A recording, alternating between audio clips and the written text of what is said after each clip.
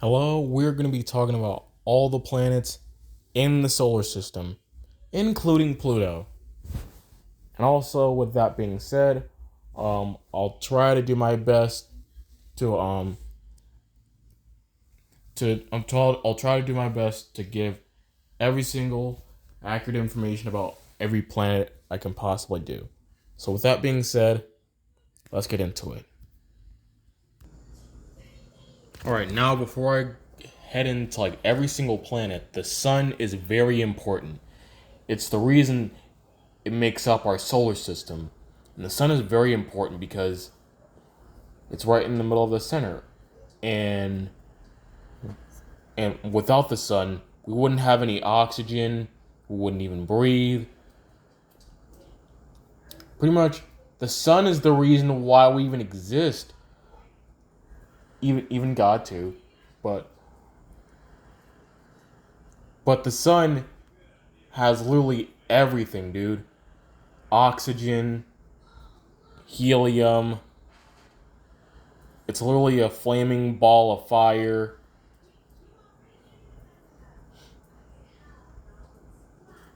And without the sun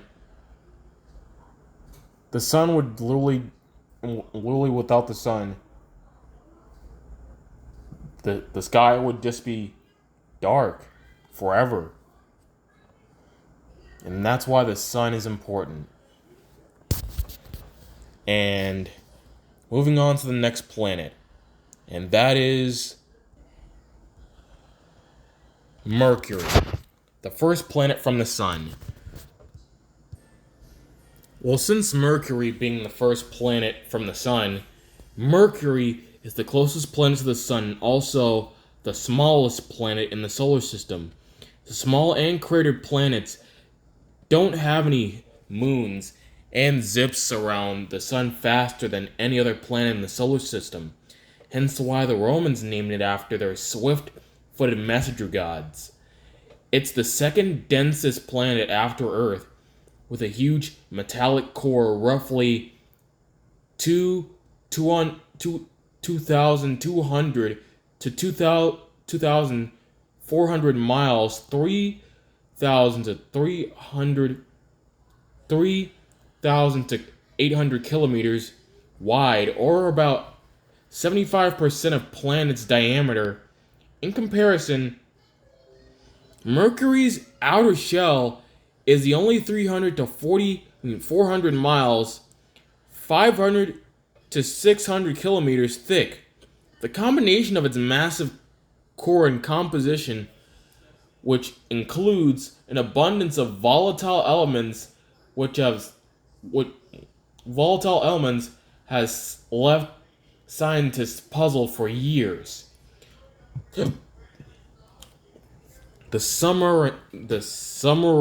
Sumerians also knew of Mercury at least 500,000 years ago. It was often associated with Nabu, the god of writing, according to a site connected to NASA's Messenger, Mercury Surface, Space Environment, Geochemistry, and Ranging. Mercury is also given separate names for its appearance as both a moving star and an evening star.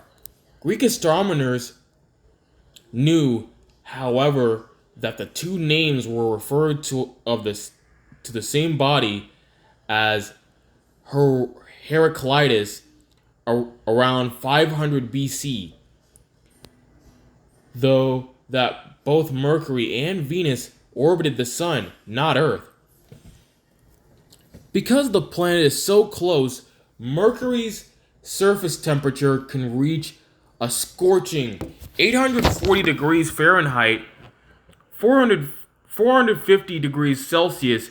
However, this world doesn't have much of a real atmosphere to entrap any heat.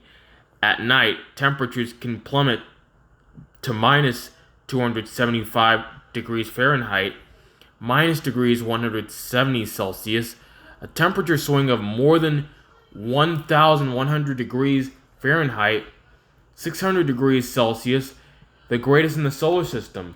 Mercury is the smallest planet in the solar system. It is only slightly larger than Earth's moon since it has no significant atmosphere to stop impacts. The planet is pockmarked with craters. About 4 billion years ago, an asteroid roughly 60 miles, 100 kilometers wide struck Mercury with an impact to 1 trillion 1 megatron bombs, creating a vast impact crater roughly 960 miles, 1,550 kilometers wide, known as the Calaris Basin. This crater holds the entire state of Texas. Another large impact helped create the planet's odd spin, according to research in 2011. As close to the Sun as Mercury is, in 2012, NASA's Messenger spacecraft discovered water in the craters around its North Pole, where regions may permanently shaded from the heat of the Sun. The Southern Pole may also contain icy pockets, but Messenger's orbit didn't allow scientists to probe the area. Comets or meteorites may have delivered the ice there, or water vapor may have outgassed the planet's interior, frozen out at the poles.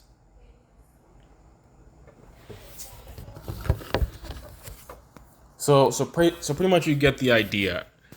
Mercury is pretty much the first planet from the sun, the hottest planet from the sun exactly, and the planet that's entirely made out of iron. Most likely you wouldn't really survive Mercury. But on to the next planet. Planet Venus, the second planet from the sun, which is actually kind of which Venus and Earth share the exact same size, except Venus could be an inch shorter than Earth. Now with the introduction. Venus is the second planet from the sun and Earth's closest secondary neighbor.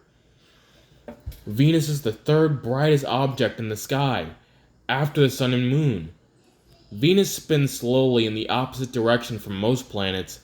Venus is similar in structure and size to Earth, and sometimes called Earth's evil twin. Its thick atmosphere traps in a heat runaway greenhouse effect, making it the hottest planet in our solar system, with surface temperatures hot enough to melt lead. Below the dense, persistent clouds, the surface has volcanoes and deformed mountains. The ancient Romans could easily see 7 bright objects in the sky: the sun, the moon, and the 5 brightest planets: Mercury, Venus, Mars, Jupiter, and Saturn. They named the objects after most important gods. Venus is named for the ancient Roman goddess Love and Beauty, which is pretty much basically the opposite of what Venus is, who was known as Aphrodite to the ancient Greeks. Most features on Venus are named for women. It's the only planet named after a female god. 30 miles up, about 50 kilometers from the surface of Venus,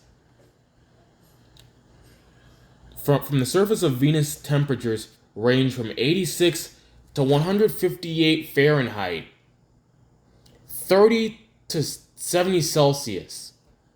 This temperature range could accommodate earthly life, such as extremophile microbes,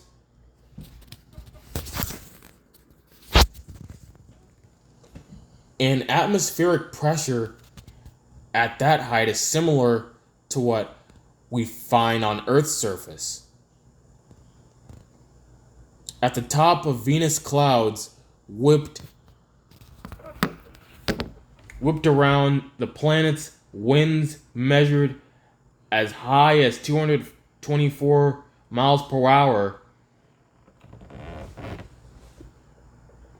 We find another transformation. Persistent dark streaks appear. Scientists are so far unable to explain why these streaks remain stubbornly intact. Even hurricane force winds, they also have the odd habit of absorbing ultraviolet radiation. Venus orbits the Sun from an average distance of 60 million miles, 108 kilometers, or 0.72 astronomical units. One astronomical unit, abbreviated as AU, is the distance from the Sun to the Earth. From this distance, it takes sunlight about 6 minutes to travel from the Sun to Venus. Earth's nearness to Venus is a matter of perspective. The planet is nearly big as the Earth. Its diameter, its equator, about 7,521 miles, 12,104 kilometers versus 7,926 miles for Earth. From Earth, Venus is the brightest object in the night sky after our own moon. The ancients therefore gave it importance in their cultures, even thinking it was two objects, a morning star and an evening star. That's where the trick of perspective comes in, because Venus' orbit is closer to the Sun than ours. Two of them from our viewpoint never stray from each other. An ancient Egyptian and Greek saw Venus in two guises. First, one orbital position seen in the morning, then another, your evening Venus, just at different times of the year. At its nearest to Earth, Venus is about 38 million kilometers distant, but most of the time, the planets are farther apart. Mercury, the innermost planet, actually spends more time in Earth's proximity than Venus. One more trick of perspective. How Venus looks through binoculars or a telescope. Keep watch over many months, and you'll notice that Venus has phases, just like our moon, full, half, quarter, etc. The complete cycle, however, new to full, takes under 584 days, while our moon takes just a month. And it was this perspective, the phases of Venus, first observed by Galileo through his telescope, that provided a key scientific proof for the Copernican heliocentric nature of the solar system.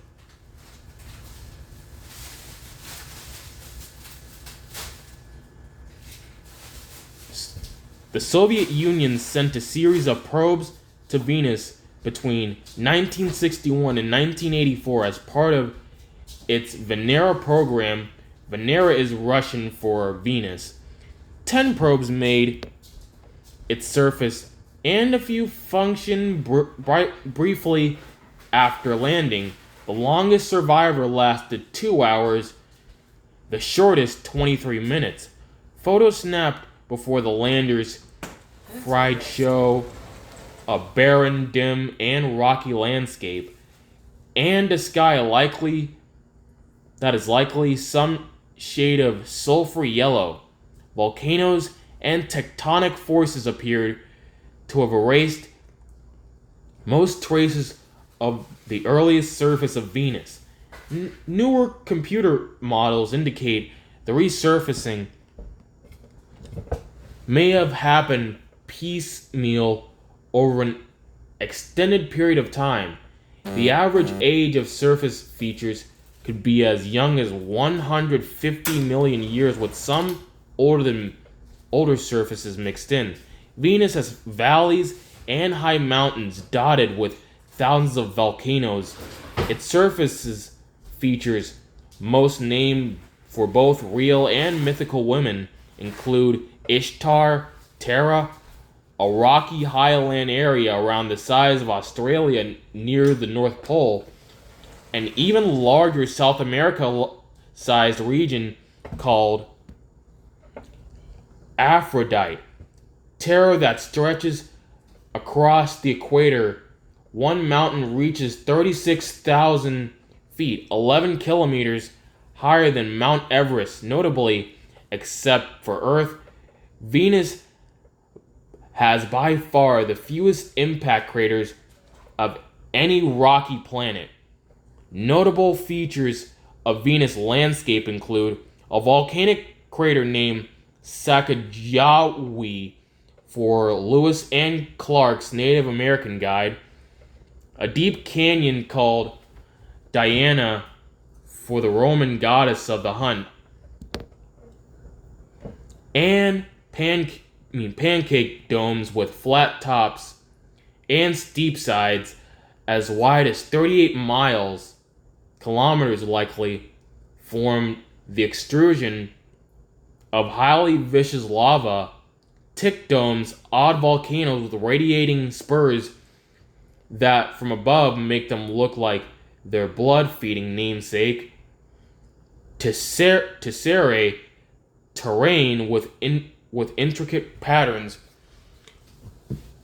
of ridges and grooves that suggest the scorching temperatures that make rock behave in some ways more like peanut butter beneath a thin and strong chocolate layer. Venus's atmosphere is one of extremes, with the hottest surface in the solar system. Apart from the sun itself, Venus is even hotter than the innermost planet, charbroiled Mercury. The atmosphere is mostly carbon dioxide, the same gas driving the greenhouse effect on Venus and Earth, with clouds composed of sulfuric acid, and at the surface, the hot high pressure carbon dioxide behaves in a corrosive fashion. But higher up in the atmosphere, temperatures and pressure begin to ease. And the third planet from the sun that needs no introduction, the Earth. What's more to say about Earth? Earth is pretty much our home planet. There's mountains, rocks. The clouds are just perfect. The sky is light blue. There's plenty of atmospheres. And what's more to say? There's plenty of regions across there's plenty of regions and countries in the earth. Some good, some bad. But let's dive deep into our home planet called Earth. Earth is the only planet in our solar system whose English name doesn't come from Greek or Roman mythology. The name was taken from Old English and Germanic. It simply means the ground. There are, of course, many names for our planet in thousands of languages spoken by people of the third planet from the sun. Namesake, the Earth is at least 100,000 years old. All the planets except for Earth were named after Greek and Roman gods and goddesses. However, The name Earth is a Germanic word, which simply means the ground. Earth has a Earth has a very hospitable temperature and mix of chemicals that have made life abundant here. Most notable, Earth is unique that most of our planet is covered in liquid water since the temperature allows liquid water to exist for extended periods of time. Earth's vast oceans provide a convenient place for life to begin about 3.8 billion years ago. Some of the features of our planet that make it great for sustaining life are changing due to the ongoing effects of climate change. With an equatorial diameter of 79.26 miles, 760,000 kilometers, Earth is the biggest terrestrial planet and the fifth largest planet in our solar system. From an average distance of 93 million miles, 150 million kilometers, Earth is exactly astronomical unit away from the sun because one astronomical unit, abbreviated as AU, is the distance from the sun to Earth. This unit provides an easy way to quickly compare planets' distances from the sun. It takes about 8 minutes for light from the sun to reach our planet. As Earth orbits the sun, it completes one rotation every 23.9 hours. It takes 366 days every 4 years to complete one trip around the sun. That extra quarter day presents a challenge to our calendar system, which counts 1 year as 365 days to keep our yearly calendars consistent with our orbit around the sun. Every 4 years we add 1 day. That day is called a leap year. And the year it's added to is called a leap year. Earth's axis of rotation is tilted 23.4 degrees with some respect to the plane of Earth's orbit around the sun. This tilt causes our yearly cycles of season during part of the year. The northern hemisphere is tilted. Earth's axis of rotation is tilted 23.4 degrees with respect to the plane of Earth's orbit around the sun. This tilt causes our yearly cycle of seasons. During part of the year, the northern hemisphere is tilted toward the sun, and the southern hemisphere is tilted away, with the sun higher in the sky. Solar heating is greater in the north, producing summer there. Less direct heating produces winter in the south. 6 months later, the situation is reversed. When spring and fall begin, both hemispheres receive roughly equal amounts of heat from the sun.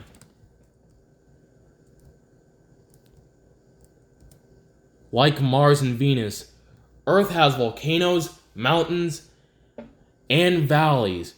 Earth's lithosphere includes the crust, both continental and oceanic. And the upper mantle is divided into huge plates that are constantly moving. For example, the North American plate moves west over the Pacific Ocean basin roughly at a rate to the growth of our fingernails. Earthquakes result when plates grind past one another and ride up over one another, collide to make mountains, or split separate. Earth's global ocean, which covers nearly 70% of the planet's surface, has an average depth of 2.5 miles, 4 kilometers, and contains 97% of Earth's water. Almost all Earth's volcanoes are hidden under these oceans. Hawaii Mauna Kea volcano is taller from base summit than Mount Everest, but most of it's underwater. Earth's longest mountain range is also underwater. At the bottom of the Arctic and the Atlantic Oceans, it's 4 times larger than Andes, Rockies, and the Himalayas combined. Near the surface, Earth has an atmosphere that consists of 78% nitrogen, 21% oxygen, and 1% other gases and argon, carbon dioxide, and neon. The atmosphere affects Earth's long-term climate and short-term local weather and shields us from much of the harmful radiation coming from the sun. It also protects us from meteoroids, most of which burn up, in the atmosphere, seen as the meteors in the night sky before they can strike the surface as meteorites.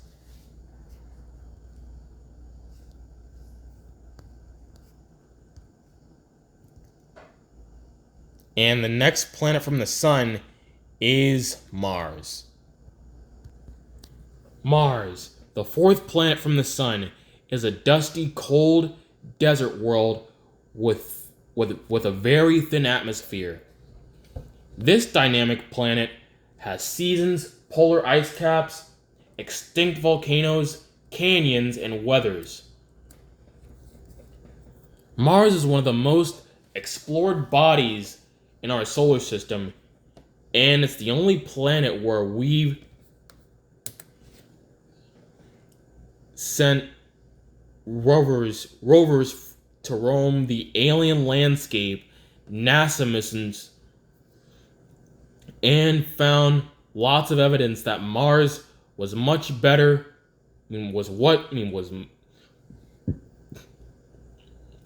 NASA missions have found lots of evidence that Mars was much wetter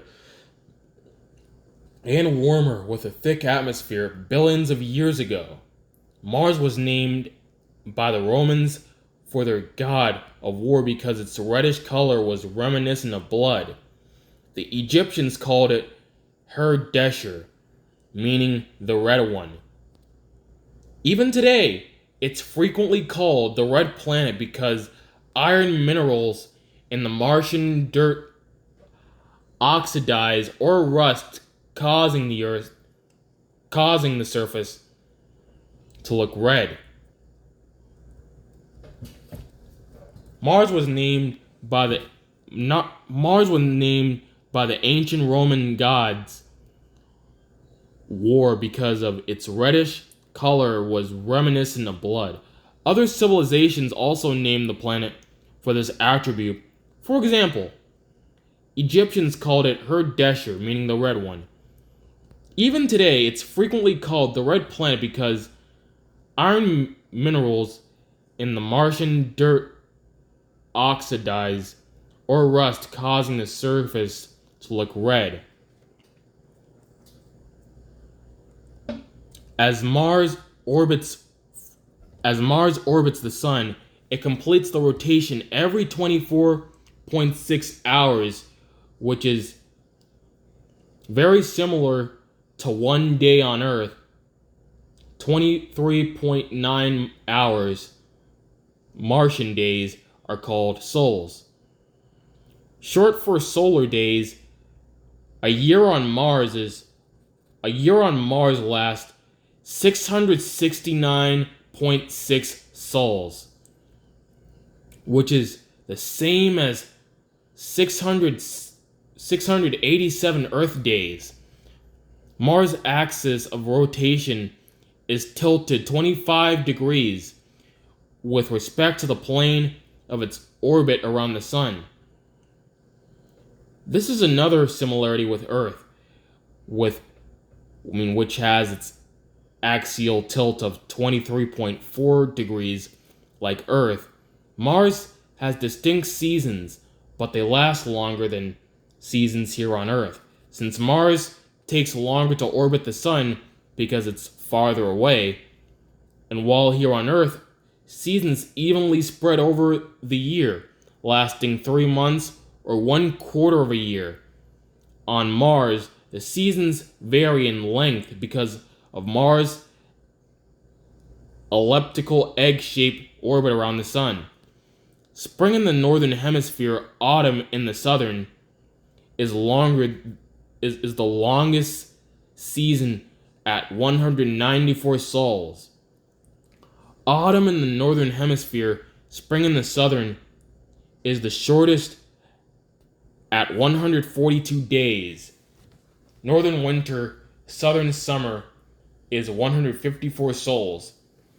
And in northern summer, southern winter is 178 sols. Mars has 2 small moons, Phobos and Deimos, that may be captured asteroids. They're potato-shaped because they have too little mass for gravity to make them spherical. The moons get their names from the horses that pulled chariot of the god Greek war, Eris. Phobos, the innermost and larger moon, is heavily cratered with deep grooves on its surface. It's slowly moving towards Mars and will crash into the planet or break apart in about 50 million years. Deimos is about half as big as Phobos and orbits 2.5 times farther away from Mars.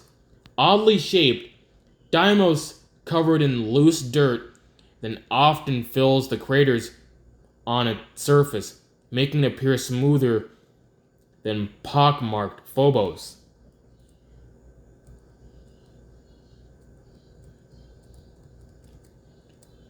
The red planet is actually many colors at the surface we see, such as brown, gold, and tan. The reason why Mars looks reddish is due to oxidization or rusting of iron in the rocks, regolith, Martian soil, and dust of Mars. The dust gets kicked up into the atmosphere and from a distance makes the planet appear mostly red. Interestingly, while Mars is about half the diameter of Earth, its surface has nearly the same area as Earth's dry land. Volcanoes impact craters. Crustal movement and atmospheric conditions such as dust storms have altered the landscape of Mars over many years, creating some of the solar system's most interesting topographical features. A large canyon system called Valles Marineris is long enough to stretch from California to New York, more than 300,000 miles, 408,000 kilometers. This Martian is 200 miles, 320 kilometers at its widest, and 4.3 miles, 7 kilometers at its deepest. That's about 10 times the size of Earth's Grand Canyon. Mars has a thin atmosphere made up of mostly carbon dioxide, nitrogen, and argon to our eyes. The sky would be hazy red because of the suspended dust instead of the familiar blue tint we see on Earth. Mars' sparse atmosphere doesn't offer much protection from impacts such by objects as meteorites, asteroids, and comets. The temperature can be high as 70 degrees Fahrenheit, 20 degrees Celsius, or as low as about 225 Fahrenheit, minus 153 degrees Celsius. And because the atmosphere is so thin, heat from the sun easily escapes the planet. If you were to stand on the surface of Mars on the equator at noon, it would feel like spring at your feet, 75 degrees Fahrenheit or 20 degrees Celsius, and winter at your head, 32 degrees Fahrenheit or 0 degrees Celsius. Occasionally, winds on Mars are strong enough to create dust storms that cover much of the planet after such storms. It can be months before all the dust settles. And the first 4 planets in our solar system, those are just called terrestrial planets.